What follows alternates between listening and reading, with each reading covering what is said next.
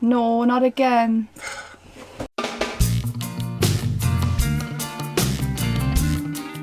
Okay, so this is Dream a Little Dream 2 now, after the first one, the VHS, and today, funny enough, I've just released the VHS, and it's actually, you can hardly see it. It's filed next to Blown Away up there, do you see it? So just with my eyesight.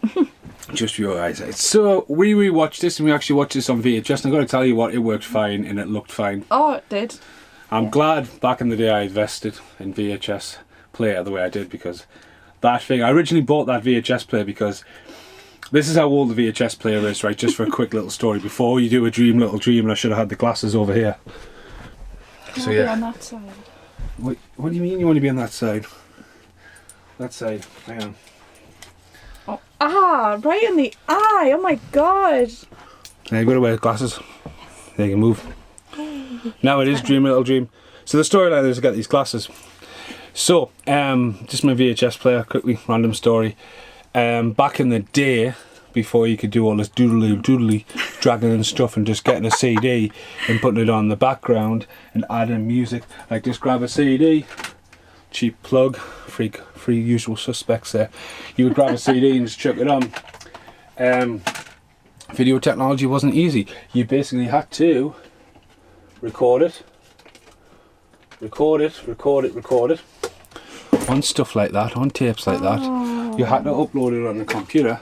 You couldn't even upload it on the computer. You had to plug it into your telly. I'll get a camera while I'm doing it. You know, sit there with all the wires plugged in, press start, doing that, trying to press record on the video player, going in, I want that clip there, rewind that tape, flick that open, take that tape out, flip the tape around, you know, battery life going down there. You would do all this, and if you wanted music on, you needed a button called auto dub on your VHS player. So then you would have to put your VHS player into your hi-fi system, get ready on that button, douche. And you know what? There isn't copyright strikes in that day. You got fucking sued if you try to do something like that. And there was no re-editing. So there. I'm pretty sure you didn't take one breath for that whole thing. Yeah.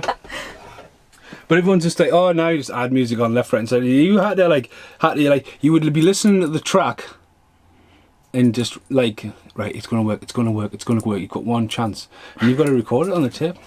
So anyway, it's a Dream a Little Dream too. So, Coleman, who's dead, who obviously wasn't dead at the time, just where I'm not going to be in the sequel, sent a pair of glasses to Dinger and Bobby, who now live in Los Angeles, and mentioned that they've moved halfway across the country and now living with Dinger's sister. Both work next door to each other. Bobby works in a sunglasses place and Dinger works in the Comdom place. I've got that old used Comdom from my wallet for ages. Just, you know. Really? I think so. Really? Don't know, might do. Really? It's probably busted. No, I don't actually have one. I do, look, it's all split, look at this. Yeah, he works in the Comdom shop. Oh, look at that. That's quite old. What the fuck you got that for? Well, when I first met you, you're from South Shields. I would walk away right now. Why have you got that? It's from then. It's been in the wallet all that time. That's clearly his keepsake from... No, it's not. It's been in the wallet. It's broken. It was broken. Anyway, look. Is that going to live next to the thing? It is. I was going to check to see if it was still in date, but no, it's been in that long. That is not that one. It is? It's not. It's from the same pack. Anyway, on a different note, you want to talk about... Sorry, I went from VHS players to fucking Comdom. Anyway, Dinger works in a Comdom shop next door to each other. Now, this is part of the free picture deal, the two Corys with Scuba School or Last Resort and Blown Away, when the two Corys reunited. And it's a crash course. It's a completely different vibe from the first film. Corey Feldman does the soundtrack. Corey Feldman busts out. As soon as the glasses goes on, he's busted out. You know, he's gone the full blown in his tea room, singing his own little Michael Jackson song. So yeah, it's a little bit different. The storyline is weird, as well as the first independent thing as well. Leo Russi, whatever you want to call him, and his brother, who are in the Fast Getaway films with Corey Haim, both have cameos in this. So it's almost like First Independent had all these people under contract and just filmed it. Now, a bad guy comes after him, very much the shades of Dream Machine. Because everyone wants the fucking glasses. Hey, how much do you want for these glasses? Oh, and they're all like, oh, the glasses on. Anyway, he's a proper creep, the guy. Like with his gun.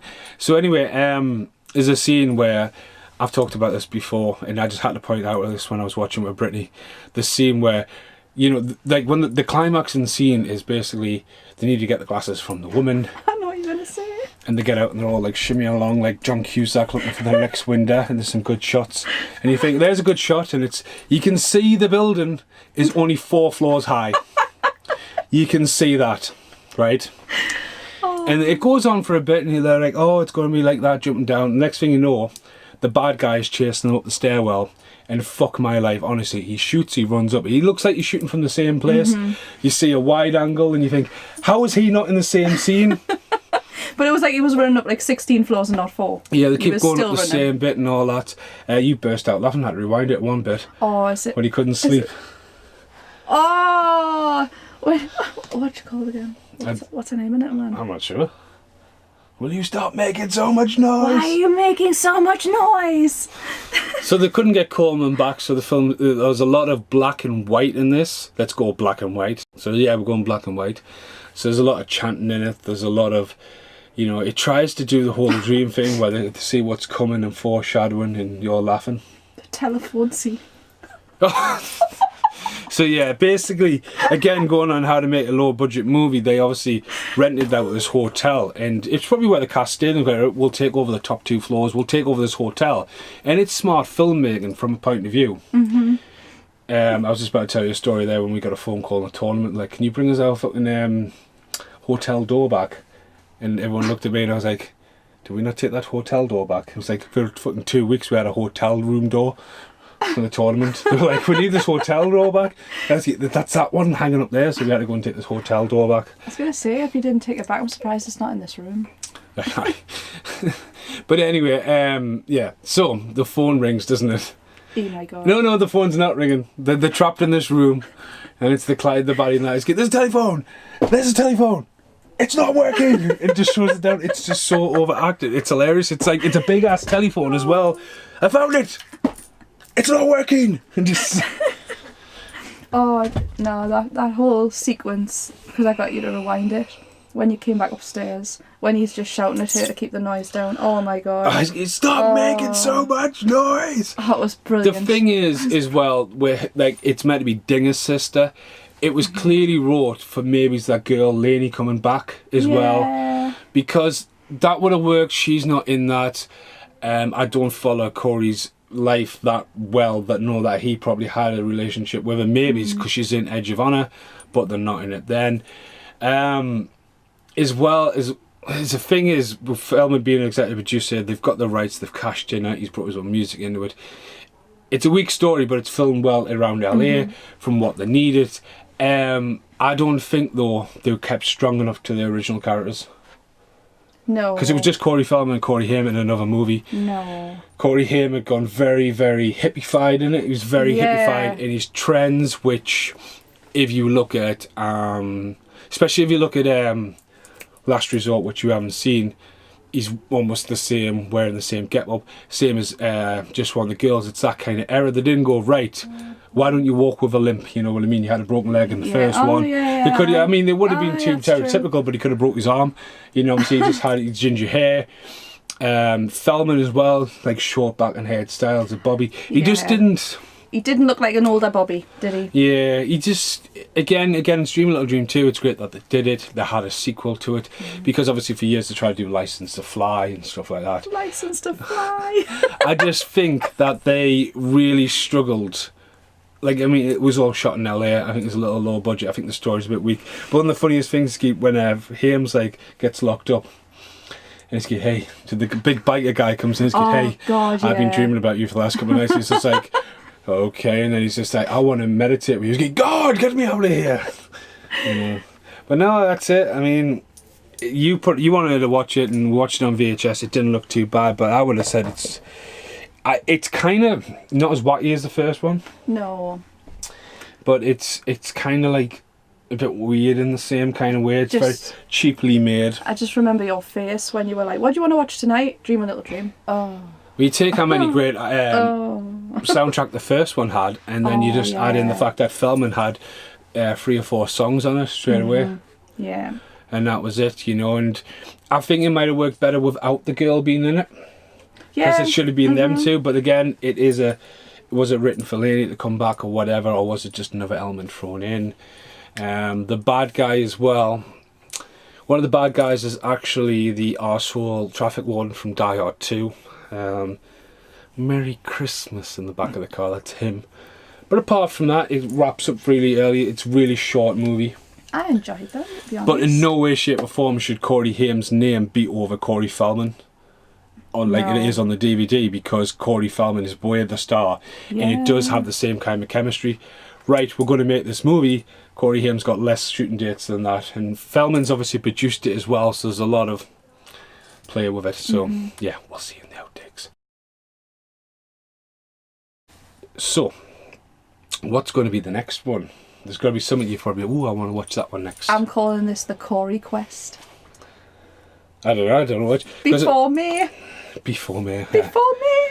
No, but we've been watching a few. I mean, that's Lucky Fits now. That's the bit we've just done the birthday. That's Dream Little Dream 1 and 2, Licensed to Drive. It's really cool to do these, revisit them as well.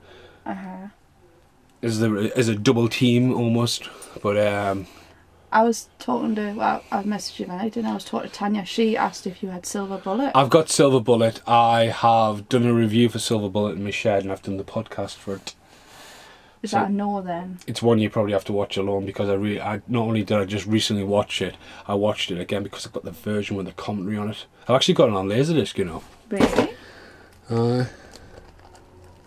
These were in alphabetical order.